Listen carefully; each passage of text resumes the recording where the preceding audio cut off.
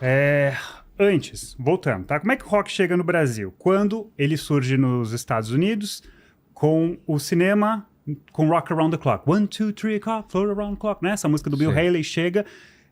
O rock surge com cantores negros, mas ele ganha projeção mesmo com os cantores brancos. Porque aí sim, eles eram bonitinhos o suficiente para vender para a massa, né? Os negros, eles achavam que não eram. Muito bem. Então, os brancos se apropriam daquilo que os negros tinham criado, pegam as músicas deles, ou o estilo deles, e aí sim fazem sucesso. Primeiro Bill Haley, depois o Elvis Presley. E aí no Brasil, quando essas músicas chegam, era uma moda no começo, né? Imagina que surgiu um ritmo que tá todo mundo compartilhando no TikTok. O rock no começo era isso. Então eles pegavam cantores famosos, cantavam samba canção, outros estilos, e chamaram para gravar os primeiros rocks, né, no Brasil, da Nora Ney, que cantou o primeiro rock brasileiro. Enfim, os anos 50 foram assim, pegando essa moda que vinha de fora. No fim dos anos 50, o que acontece? Uma baixa no mundo todo, né? Essa primeira onda passa. Aí o Elvis se alista no exército, né? Nos Estados Unidos também isso acontece. E, coincidentemente, aqui no Brasil surge a Bossa Nova. Em 59, sai o Chega de Saudade, então essa passa a ser a nova onda. Por isso que o primeiro disco do Roberto Carlos é de samba. Olha. Que foi um disco ali no final dos anos 60, porque ele tava... Roberto Carlos é um cara que ele queria ser um cantor de sucesso, só não sabia como. Então procurou uma forma e achou que ia ser samba, mas, assim, disco que ninguém lembra, porque não tinha nada a ver. E aí, só que aí, cara, os anos 60 seguiram assim, mas quando tem 62, começa a invasão britânica. Aí vem os Beatles, depois vem os Stones, outras bandas inglesas e tal. E aí, cara, mais uma vez vem uma moda de fora e no Brasil ele começa a ser inundado por essas bandas e começa a pintar a banda tudo quanto é lugar. Agora eram roqueiros mesmo. Até então era gente que vinha de outros estilos e a gravadora chamava, canta um rock aqui, porque vem cá e canta um rock. O primeiro rock que foi gravado pela Nora Ney, uma mulher, aliás, importante de destacar, só foi gravado por ela porque queriam alguém que falasse bem inglês. Porque o primeiro rock era a mesma letra do Bill Haley, que não é dele, né? Mas enfim, o Rock Around the Clock, cantada era em inglês também, entendeu? Porque ninguém tinha traduzido ainda. E aí precisavam de alguém que tivesse uma boa pronúncia, por isso que escolheram ela. Aí depois, enfim, aí foi desenvolvendo, depois surgiram as primeiras letras. O primeiro rock em português, gravado no Brasil, assim, uma letra feita aqui mesmo, né? Que não seja uma tradução de fora, foi gravado pelo Calbi Peixoto. Ele é tipo um dos pioneiros do rock também. Mas então tá, voltando lá pros anos 60, começa Conceição, é o cara do Conceição? É o cara do Conceição. A música é Conception. Rock and Roll em Copacabana. Ah, é? É. Foi essa? Não, o primeiro Rock em Brasil foi o Enrolando o Rock, do Betinho. Acho que a do Calbi foi logo depois, assim, foi uma junto com a outra. Primeiro rock brasileiro, Enrolando o Rock. Enrolando o Rock. Que foi trilha sonora de um filme que era sobre um cara que ele era meio que um trambiqueiro aqui em São Paulo e se envolvia com o pessoal do rock, que era uma galera do mal, que vivia num... Era tipo todo mundo meio ladrão, assim, sabe? Era como eles pintavam rock and roll no começo, porque eles eram os transviados, né? Assim, a origem dessa palavra... Da juventude transviada, James Dean, a galera que fumava, que usava a jaqueta de couro e desafiava os valores dos pais. Mas então tá, voltando lá para os anos 60, quando vem a invasão britânica, daí o rock volta a ter um protagonismo mundial e no Brasil acontece a mesma coisa e começa todo mundo a querer imitar. E aí, no metade da década, surge o programa Jovem Guarda, que é o auge desse movimento, quando a Record abriu um espaço na programação, eles chamam o Roberto Carlos, que já estava fazendo sucesso, ele começou ali 60, se não me engano foi com o Calhambeck, agora não lembro o ano, acho que foi de 62 ali, o primeiro disco, assim, começa a ter uma crescente, vai até 65, que é quando ele estoura mesmo, assim, ele era o grande cantor de rock no Brasil, e aí ele e o Erasmo e a Vanderlei apresentam o Jovem Guarda. E aí eu tô falando disso porque, para falar de anos 70, a gente precisa entender o que aconteceu com a Jovem Guarda, né, que sumiu, o que cada um foi fazer, quem que passou a fazer rock e quem esqueceu do rock. Cara, e eles eram assim, nas tardes de sábado ou domingo, eu acho que era no sábado. Nas tardes de sábado era o que os brotinhos sentavam pra assistir. E o rock da Jovem Guarda, esse rock invasão britânica, que basicamente era o quê? Pegar as músicas dos Beatles, de bandas estrangeiras, traduzir, e por isso que ficou conhecido com Yeah, Yeah, Yeah, né? Loves you, yeah, yeah. Então esse era o Yeah, Yeah, Yeah. E aí esse era o rock que os pais mais toleravam. Aqueles era que toleravam. Limpinho. Era o rock limpinho. Era a música limpinha, assim. Mas ainda assim, ela despertava o quê? A sexualidade, né? Porque tinha coisa do balanço, do quadril, que vinha lá dos anos 50. Então, para muitos pais, o rock era do mal. Mas se fosse para gostar de alguma coisa, que fosse da Jovem Guarda. Então, a juventude gostava de rock, ia ver Jovem Guarda. essa era a música considerada aceita pelos conservadores no Brasil. Que agora a gente vai entender como é que surgiu o tropicalismo, Tá. para depois entender os Mutantes, mas daqui a pouco eu volto nisso. Lá na foto a gente tem o Tá, Erasmo. aí temos aí, vamos lá, primeira foto. Então temos aí o trio que apresentava o programa Jovem Guarda, com o nosso grande Erasmo à esquerda, Vanderlei ao centro e o Roberto à direita. Roberto e o Erasmo, eles eram da chamada Turma da Tijuca, junto com o Tim Maia e o Jorge Ben. Era uma galera que se conheceu lá na Tijuca, no Rio. E eles tiveram uma banda. Então, o Erasmo, ele fez parte. Mas também, cara, na época as formações mudavam. Mudava toda hora. Mudava toda hora. Não é que foi uma banda coesa. Mas o Roberto e o Tim Maia conviveram mais. Isso foi no fim dos anos 50, mas essa é uma outra história. Não vamos entrar em detalhes Sputniks era aqui. uma banda que tocava rock. O Tim Maia queria ser o Little Richard, que era um daqueles roqueiros...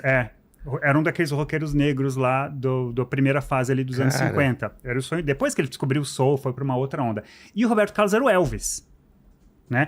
Ele foi... A história do Roberto, ele é descoberto pelo Carlos Imperial, que é um outro cara que não vamos entrar muito em detalhe, mas ele é lá do rock dos anos 50. Eu lembro dele como jurado de algum programa. Então, ele tinha um programa chamado Clube do Rock, na Tupi, se eu não me engano. Mas ele deve ter sido jurado do Chacrinha ou do Silvio Santos, alguma coisa mas é assim. que Bem depois. Então nós estamos falando lá em 1958, 59.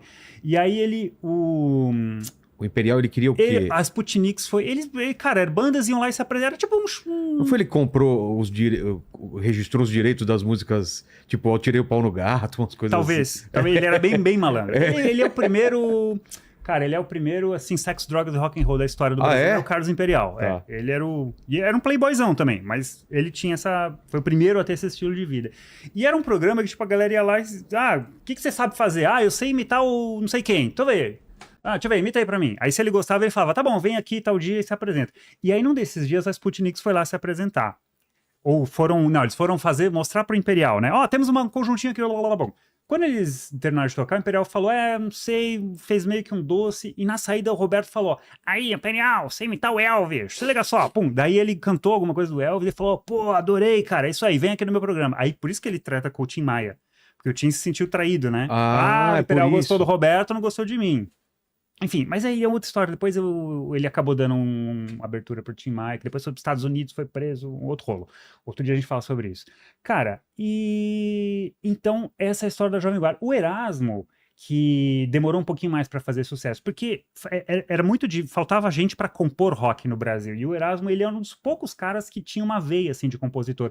Então ele entregava algumas letras pro Roberto, depois o Roberto começa a fazer parcerias com ele, e aí o Calhambeque e outras músicas do Roberto são feitas com o Erasmo. Algumas são versão e outras são do Erasmo mesmo. Aí que ele constrói o nome dele, depois que ele começa a ter uma carreira própria. Por isso que ele é chamado para fazer o Jovem Guarda. Então esse trio aí, cara, era um programa que tinha de tudo, assim, sabe? Roberto Carlos, no aniversário dele, assoprava uma vela, e aí todo mundo batia palma, e só as menininhas lá, olhando para ele, Robertão, tal, não sei o quê. Só que o que aconteceu é que os Beatles acabaram. Aconteceram duas coisas. Primeiro, em 67, começa a vir a psicodelia. Aquele rock bobinho da invasão britânica perde espaço. Cara, começa a vir o movimento hippie, coisa que chegou muito tarde aqui no Brasil, porque, teve golpe em 64, AI-5 68, luta armada, ditadura, tocando pau em todo mundo, um terror. Então, essas ideias não fluíram aqui no Brasil, né? Assim, o hippismo aqui foi muito devagar. Por isso que o Raul Seixas e o Paulo Coelho vão entrar bem tarde nos anos 60, depois a gente fala sobre isso. Mas então, isso não desenvolveu na mesma hora que lá fora, né? Quanto lá fora estava surgindo o som de São Francisco, Jimi Hendrix, Janis Joplin, Jefferson Airplane, um monte de coisa assim, viajandona, aqui no Brasil isso é muito devagar, até alguém montar uma banda, ter espaço, grana, não sei o quê. Mas o que aconteceu é que a Jovem Guarda deixou de ter sentido, porque não tinha, passou a moda da invasão britânica. E o programa acaba no fim dos anos 60, não lembro o ano agora, e todo mundo, porque a Jovem Guarda, assim, ela era o programa, mas o movimento como um todo é chamado Iê-Iê, né? Onde estavam também o Sérgio Reis, o Jorge Ben e um monte de outros cantores que gravaram rocks, Vanusa, né? Um monte de gente daquela época entrava nessa onda e gravava disquinho e vendia pra caramba pelo país, saía nas revistas, saía na TV. Quando acaba o programa e a onda também do Iê-Iê, cada um precisa achar. Até então, muitos deles não eram do rock, eles eram cantores, que nem lá nos anos 50, mas estava todo mundo cantando rock. Naquela hora, as gravadoras viram para eles e falam assim, agora você precisa achar o que você quer ser. O rock acabou, morreu. Qual que é você quer ser o quê como artista? Nessa hora, o Roberto Carlos decide virar cantor romântico. Sérgio Reis decide fazer sertanejo. Cada um vai indo para um canto. O Jorge Sei. Ben vai fazendo um som mais... enfim, aquele som louco lá dele, bom pra caramba. E aí o Robertão, ele era o grande cara. Assim, nos anos 70, ele foi um dos caras que mais vendeu disco no Brasil. Dentro dessa veia de cantor romântico. Ele se afastou do rock. Mas ele não era essencialmente um roqueiro, assim. O Roberto Carlos é um cara que tem talento para ser um entertainer, assim, um cantor Sei. para as massas. Era isso que ele queria. Agora, sabe uma coisa muito louca, cara, que eu descobri esses dias? Sabe, porque dizem também, o Roberto era um alienado. Daqui a pouco eu vou falar sobre isso, né? O comportamento dele em relação aos militares e tal. O Roberto era um cara que não queria se incomodar. Primeiro. Segundo, que ele era um Se incomodar ou ser incomodado? se incomodar, né? Ele tinha a carreira dele, não ia trocar aquilo por se incomodar com militar, se incomodar com luta armada. Ele não queria se incomodar, queria manter ali o que estava dando certo. E ele e o Erasmo eram dois caras muito iletrados. Eles liam muito pouco. Eles não, é uma coisa de origem mesmo, assim, Sim. né? Isso só ler a biografia dele, as biografias, né? Não se informavam sobre o que acontecia, não era importante para eles. Se tem gente sendo presa, se tem embaixador sendo sequestrado, não interessa, vamos aqui, ó. Eles liam muita história em quadrinho. Sei. Eles eram bem, assim, ó, fora da realidade.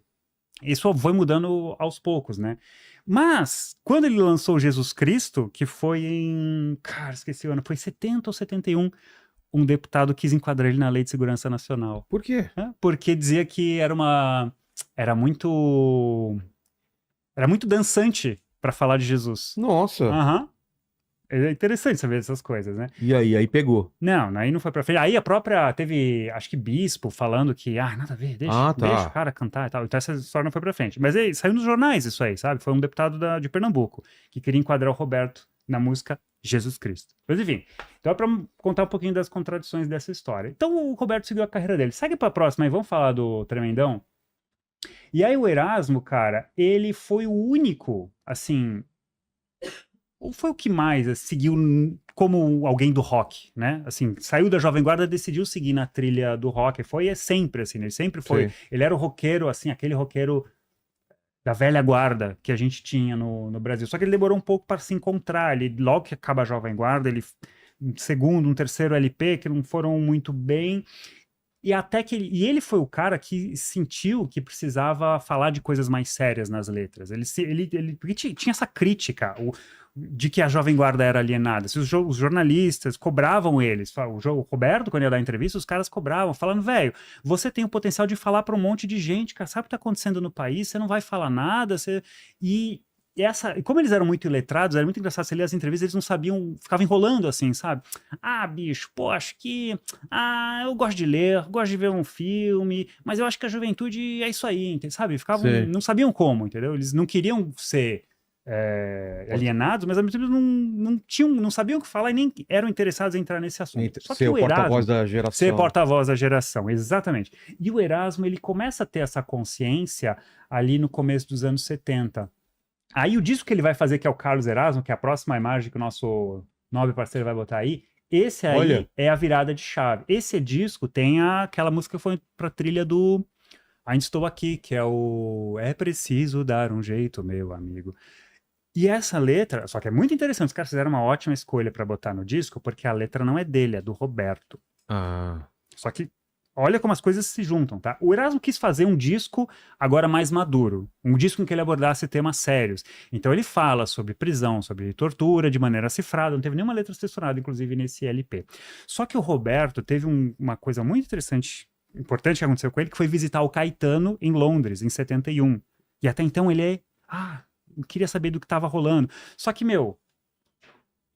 embora ele não fosse muito próximo do Caetano, todos eles rolava uma proximidade, uma complacência. Então ele foi lá para Londres e visitou o Caetano. E ali ele viu com os próprios olhos a coisa acontecendo. Tipo assim, o cara foi exilado, mano.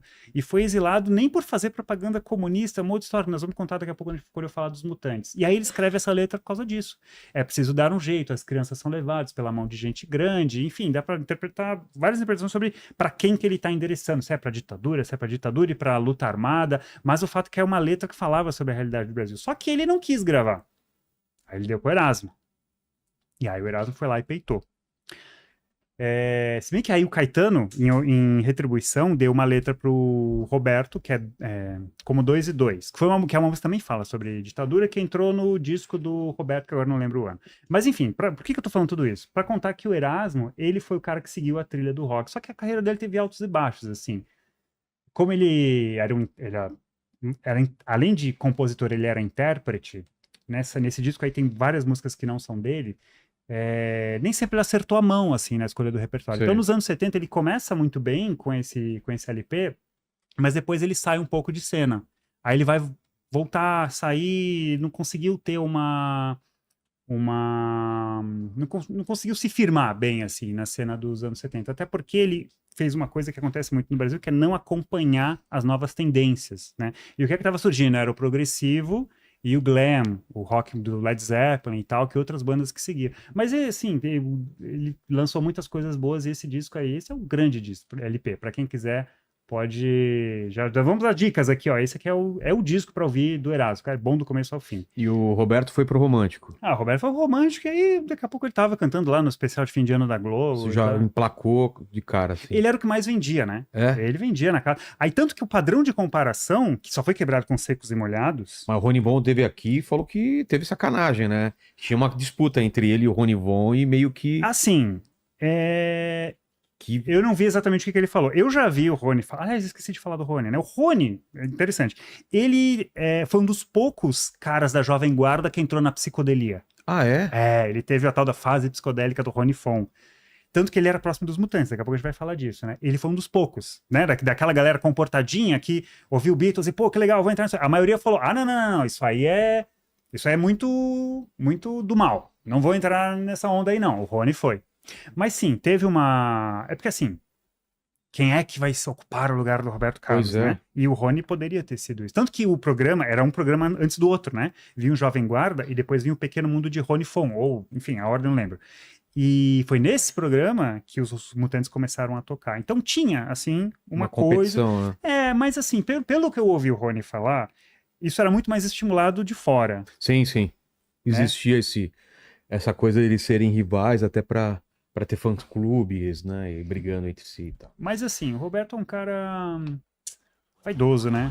A mesma coisa aconteceu com o Hit nos anos 80. O Hit ia ser o novo Roberto Carlos. Verdade. E aí...